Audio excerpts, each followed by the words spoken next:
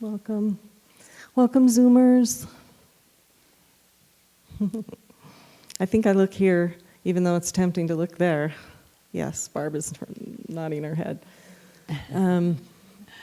We see you over here, but you see my eyes if I look here.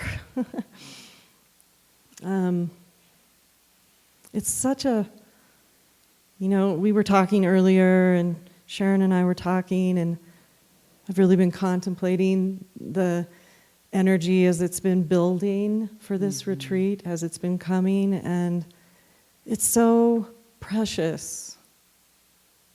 It's so precious that we would have this opportunity to be together in sacred togetherness at this time of year, which always has that special juju, right, of the holy days and the holy night,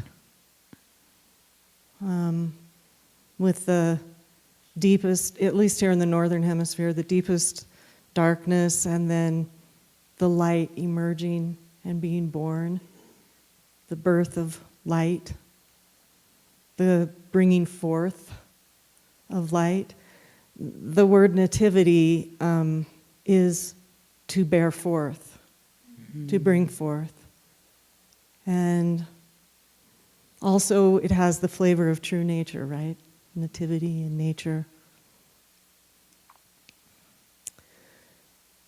So if I could encourage anything, it's to, no matter how many retreats we've done, what we've realized, what our notions are, our reasons, our answers to all the whys, all the sense of knowing that we gather as we live our lives. There's also something about this time of year that's very fresh. It's fresh. Each moment is its own freshness, but we could encourage and be with each other in just a freshness, what the Buddhists call beginner's mind. Mm-hmm. I don't know what we know. I know pretty much nothing at this point. And it just gets less and less and less, and you think, geez. But that fresh aliveness that we bring to our practice, if we come together in that, and that preciousness and the sacredness, no matter, how sophisticated we've become or knowing, it's this opportunity that's indescribable.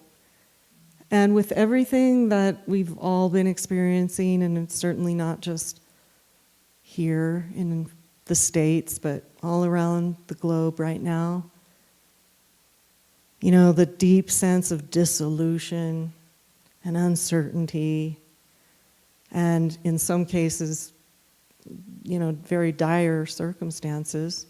It was raining beyond any historical measurements in Costa Rica while I was there. I just came from there.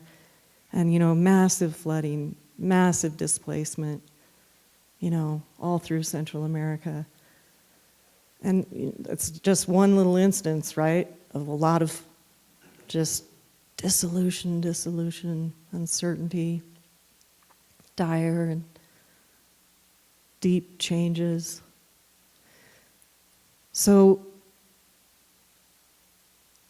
Sharon walked in and she said, "It's the express train. Grab it and say yes." Yes.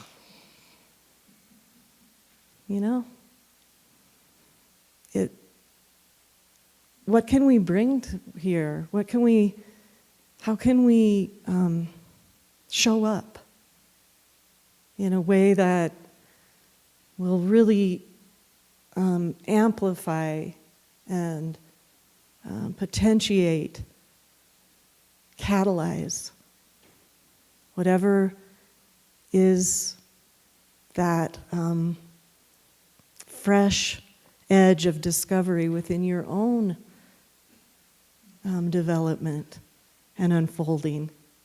And then as this greater Sangha. It's so ripe. It's so precious. It's indescribably potent that I pray, I guess, that we can let go of all of the story upon story and the narration and what we think we know and the referencing, and even if that comes into consciousness, it's just recognized, and it's very easy. Elizabeth always says, with grace and ease, with grace and ease. With grace and ease, it just floats on by. It just floats on by. Even our deepest notions and our deepest discoveries and our deepest realizations, recognitions, can be surrendered. And this freshness that is the womb of creation as it bears forth the light. From that dark radiance of absolute unknowingness, mysterious. I mean, are we really embodying that? It's very subtle, the intellectual and conceptual arrogance. It's very subtle. But this group is ripe and mature enough to begin to really prune, cut back some of those deepest, as Sharon calls them, the precious pearls, the deepest roots of identified narration and selfhood and somethingness.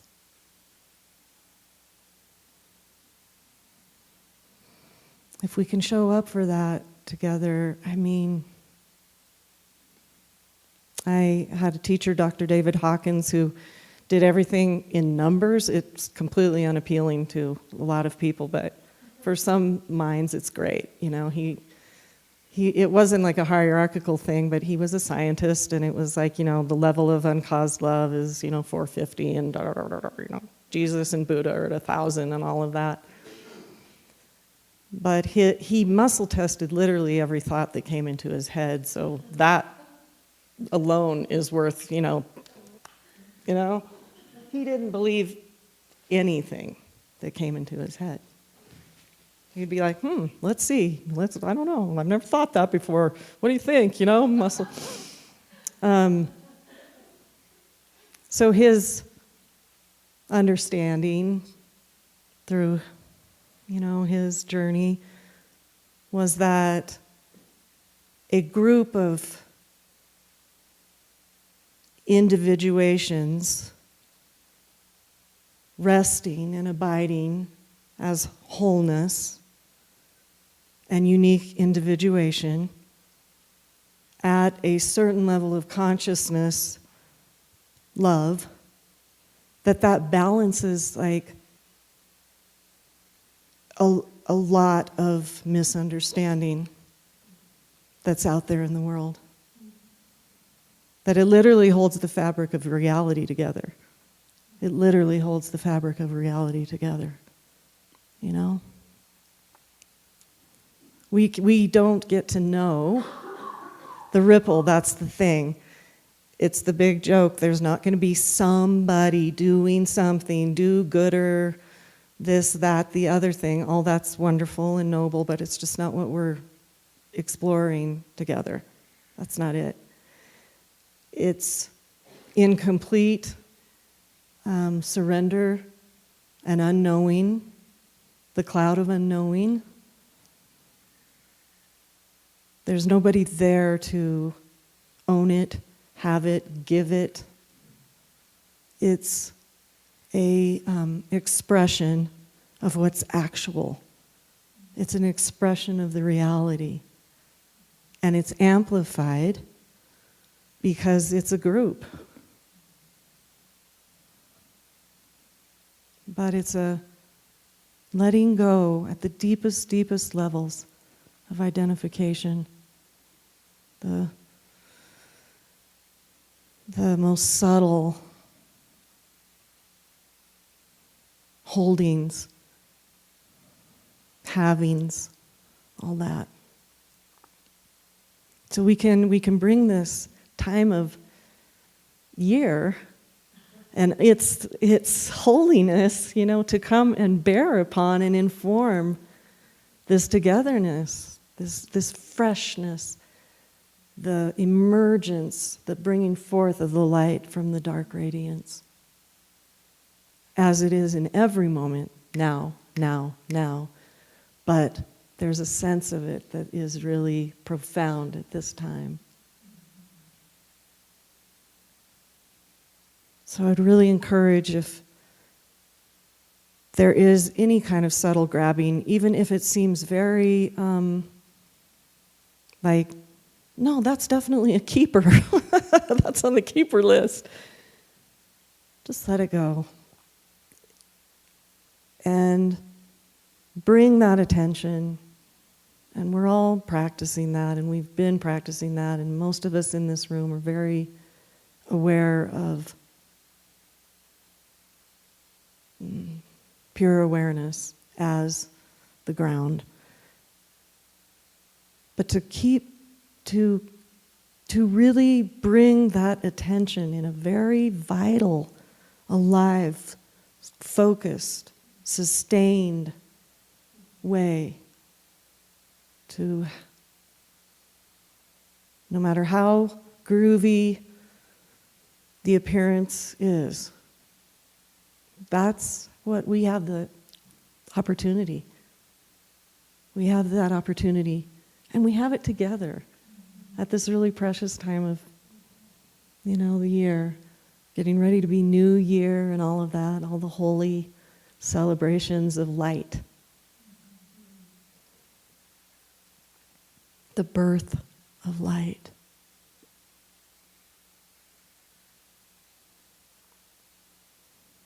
So we were just going to keep it fairly short tonight. I do want to read one thing. And then I think Ani's going to lead us in a guided meditation, and then we can be quiet, which is going to be great, right? Quiet, brothers and sisters. This is from a British poet named J. Ramsay, and I just love him. He's still living. He has many, many books of poetry out there that he calls about spiritual unfolding and spiritual consciousness.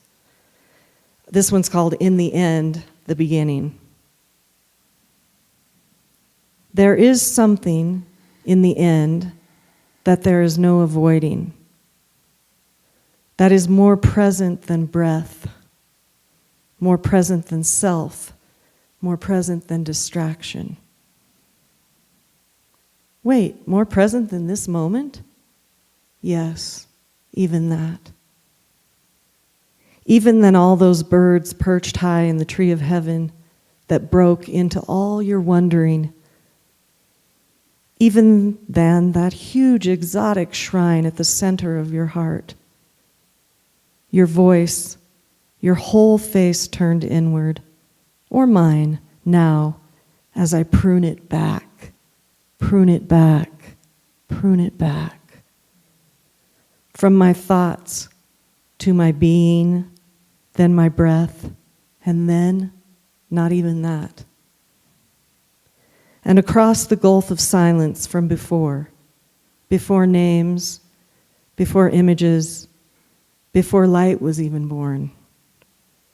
And now, at the heart of emptiness, where there is no I, nor breathing even, or only this suspended pause, there is only love that made us.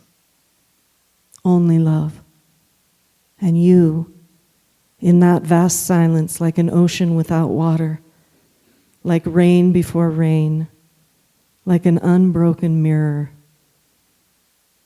you in the womb of love.